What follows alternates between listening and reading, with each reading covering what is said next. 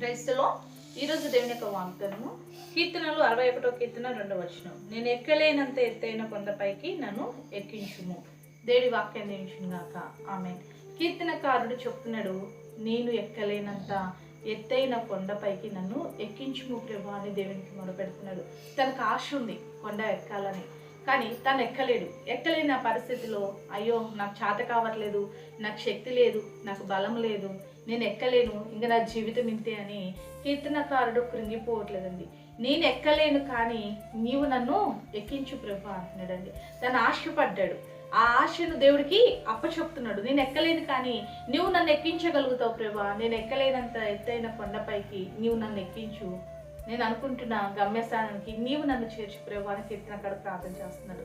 ఈ రోజుల్లో చాలామంది వారి జీవితంలో నేను చేయగలుగుతాను, నేను ఎక్కగలుగుతాను, నేను సాధించగలుగుతాను అని పడిపోయిన వారు చాలామంది ఉన్నారండి.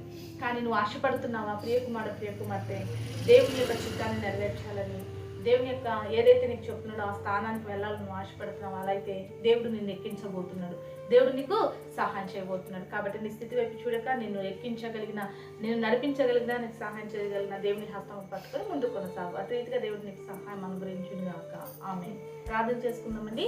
స్తోత్రములు తండ్రి, వందనాలు తండ్రి. నీ బిడ్డలు ఏ విషయంలో కృంగిపోయి ఉన్నారో వారు ఎక్కలేనంత ఎత్తైన కొండపైకి నీ వారిని ఎక్కించి సహాయం చేయమని యేసు నామములో ప్రార్థిస్తున్నాం తండ్రి. ఆమేన్.